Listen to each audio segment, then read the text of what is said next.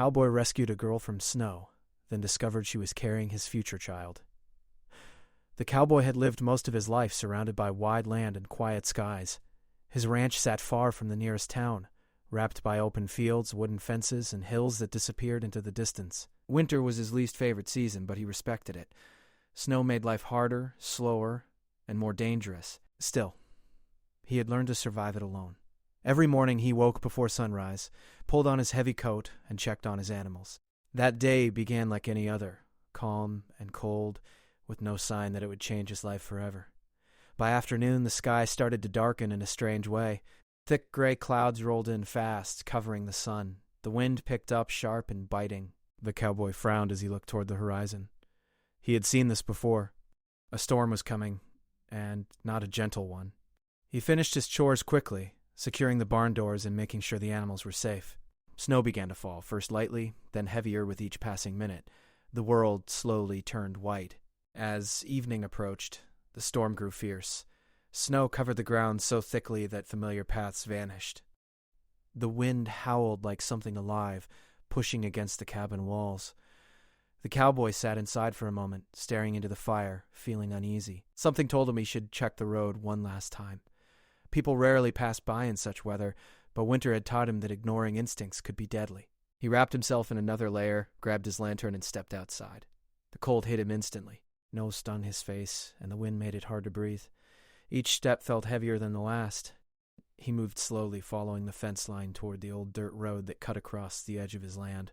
Visibility was poor, but the lantern helped him see a few feet ahead. That was when he noticed something strange. Near the road, half buried under fresh snow, were footprints. They were uneven and close together, as if the person had been struggling to walk. His heart tightened. No one should have been out here in this storm. He followed the prints carefully, calling out, but his voice was swallowed by the wind. A few steps farther he saw her. She lay on the ground near a small ditch, her body curled slightly, her coat thin and covered in snow. Her hair was frozen at the edges, and her face was pale. For a terrifying moment, he thought he was too late. He rushed forward, kneeling beside her, brushing snow from her shoulders and face. She was breathing, but barely. Hey, stay with me," he said, though he didn't know if she could hear him. Her eyes fluttered open for a second, unfocused and weak, then closed again. She was freezing. Without wasting another moment, he lifted her into his arms. She was lighter than he expected, fragile, like the storm had already taken so much from her. Holding the lantern in one hand and her in the other was difficult. But he pushed through, step by step, back toward his cabin. The walk felt longer than ever. Snow continued to fall, and his muscles burned from the cold and effort. He focused on one thing only, getting her somewhere warm. When the cabin finally came into view, relief washed over him. He kicked the door open and carried her inside. The warmth of the fire filled the room instantly. He laid her carefully on the couch near the fireplace, removing her wet coat and boots. Her hands were icy. He wrapped her in blankets, adding more wood to the fire. Then he heated water and gently pressed warm cloths against her skin, careful not to move too fast. Minutes passed, then more. Slowly, color returned to her face. Her breathing became steadier. The cowboy sat nearby, watching closely, unsure of what to do next. He wasn't used to having anyone in his home, especially not someone in such a fragile state. After a while, she stirred again. This time, her eyes opened fully. She looked around in confusion, fear flickering across her face when she saw him. "You're safe," he said quickly, his voice calm and low. "You were caught in the storm. I found you near the road." She tried to speak, but her voice came out weak. He handed her a cup of warm water, helping her sit up slightly. She took a small sip, her hands trembling. "Thank you," she whispered. He nodded, unsure what else to say. He noticed how tired she looked, not just from the cold, but from something deeper. There were shadows in her eyes, signs of someone who had been running for a long time. She didn't explain why she had been there. He didn't ask. He could tell she wasn't ready. Silence filled the room, but it wasn't uncomfortable. Outside, the storm continued, loud and wild, but inside the cabin there was a fragile sense of calm. As the night grew darker, the cowboy prepared a simple meal. He placed it beside her, encouraging her to eat slowly. She managed a few bites before exhaustion took over again. Her eyes closed and she drifted into sleep, still wrapped tightly in blankets. He sat back in his chair, staring into the fire, his thoughts racing. He had saved her life. He was sure of that, but questions lingered. Who was she? Where had she been going? And why did it feel like this moment mattered more than anything that had ever happened to him? The storm outside raged on, but something inside him shifted. The quiet life he had grown used to suddenly felt different. That night, as snow covered the land and the wind screamed across the plains, two strangers shared the same roof, unaware that fate had already tied their futures together. Morning arrived slowly, as if the sun itself was unsure whether it should rise after such a wild night. The storm had softened, but snow still covered everything outside the cabin. The cowboy woke early, as he always did. For a moment he forgot that he was not alone. Then he heard a soft movement from the couch and remembered the woman he had rescued. He stood quietly, watching the fire that had burned low during the night. The room smelled of wood smoke and warm blankets. He added more logs and waited until the flames grew steady again. He did not want her to wake up cold. His cabin was small, but it had always been enough for him. Now it felt different, like the walls were holding a story that had just begun. The woman stirred and slowly opened her eyes. This time there was less fear in her expression, though confusion still lingered. She sat up carefully, pulling the blanket tighter around herself. Her movements were slow, as if her body was still reminding her how close she had come to danger. "Good morning," the cowboy said gently. "How are you feeling?" "Better," she said quietly. "Still tired." "You were out in the cold for a long time." She nodded, looking down at her hands. Her fingers were no longer blue, but they trembled slightly. He placed a warm cup of tea beside her and stepped back, giving her space. He could sense that she needed it. They sat in silence for a few moments. Outside, the wind brushed softly against the windows, nothing like the violent storm from the night before. Snow covered the land in a clean, quiet way. "I own this ranch."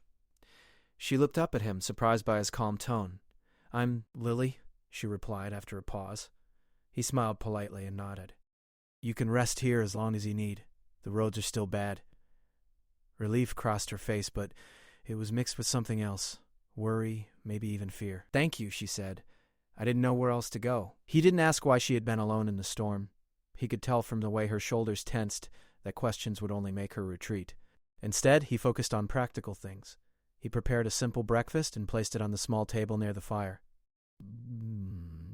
She ate slowly, as if every bite took effort, but she did not refuse. As the hours passed, Lily began to regain some strength. She moved from the couch to a chair by the window, watching the snow fall lightly from the sky. Daniel went about his usual routine, checking supplies, cleaning the kitchen, making sure everything was in order. Yet his attention kept drifting back to her. He noticed how she flinched at sudden sounds, how she held her arms around herself, as if protecting something unseen. That afternoon, he suggested she rest more. "Your body needs time," he said. "Rushing won't help." She agreed and lay back down, closing her eyes. Daniel stepped outside to check the animals. The storm had passed, but the cold remained sharp. As he walked, his thoughts returned to Lily. He had helped people before, neighbors or travelers, but this felt different. There was a weight to her presence, like she carried more than exhaustion. When he returned, the cabin was quiet. Lily was awake again, staring at the ceiling. He sat across from her, keeping his voice low. "If you want to talk, I'm here," he said. "If not, that's okay too." She turned her head slightly, looking at him. Her eyes were tired, but honest. "I don't usually trust people," she admitted. "But you didn't ask for anything." "You just helped a little." He shrugged lightly. "Sometimes that's enough." She took a deep breath. "I was trying to get away," she said slowly. "From a place that wasn't good for me." He listened without interrupting.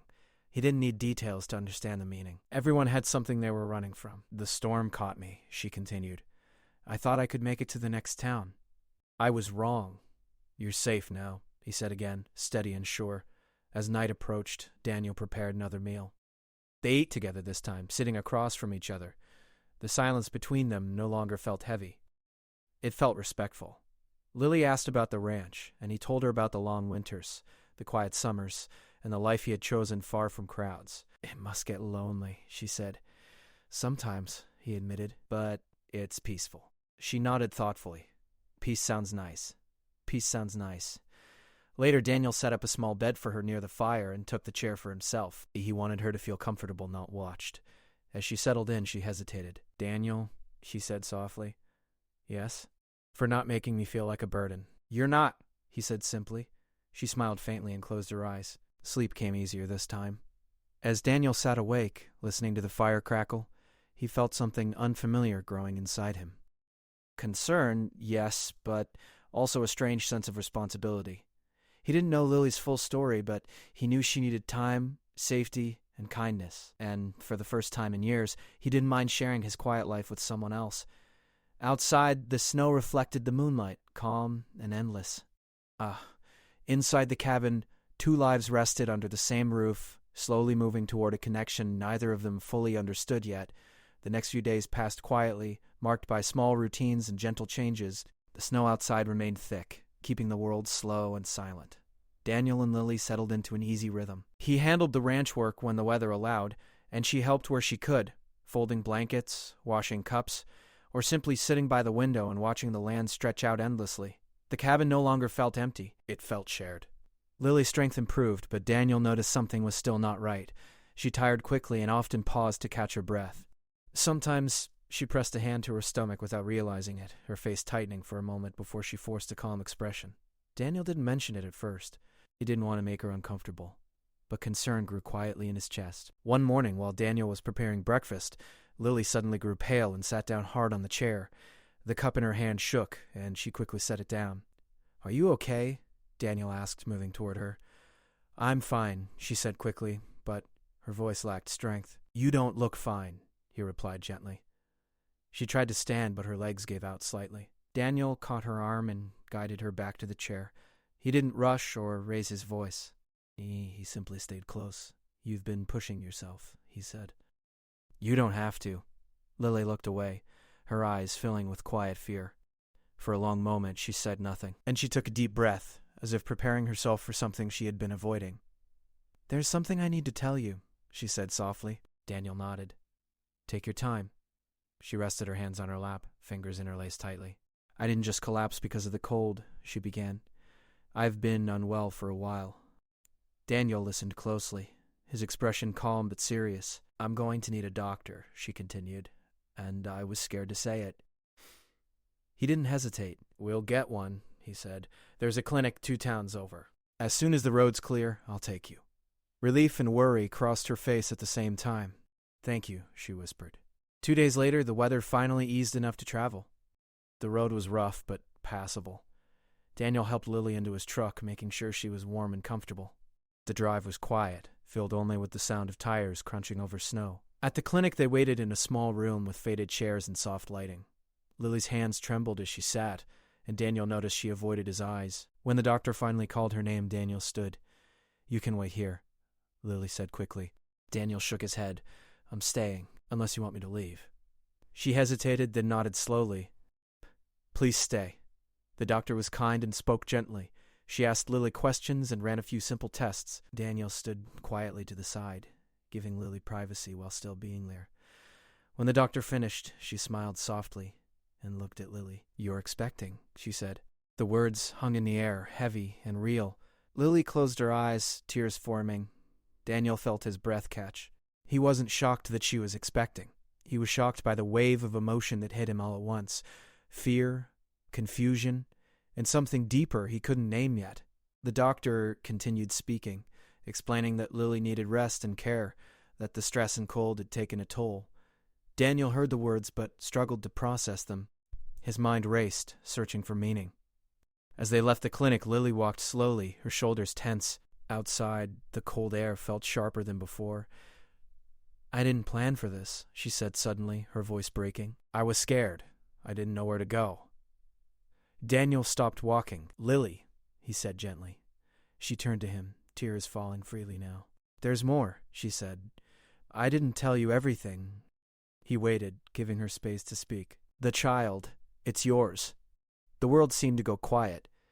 Daniel stared at her, not in anger, not in disbelief, but in stunned realization. Memories rushed back, months ago, a brief time when their paths had crossed, when something real had begun but never found its place. Distance, misunderstandings, and silence had followed. He had thought it was over. He had been wrong. "You're sure?" he asked quietly. He nodded. "I never stopped thinking about you. I just didn't know how to find you again." Daniel leaned against the truck, his chest tight. The truth settled slowly, like snow falling after a storm. This wasn't just chance. This wasn't just fate playing a trick. This was a responsibility, life, and consequence all woven together. I should have been there, he said after a moment. I didn't know. I didn't give you the chance, she replied. I thought I could handle everything on my own. They stood in silence, the weight of the truth between them. Finally, Daniel spoke. We'll figure this out, he said firmly. You're not alone anymore. On the drive back, neither spoke much. But the silence felt different now, full, serious, and real. When they reached the ranch, Daniel helped Lily inside and made sure she rested. That night, Daniel sat alone by the fire, long after Lily had gone to sleep. His life had changed in ways he never imagined.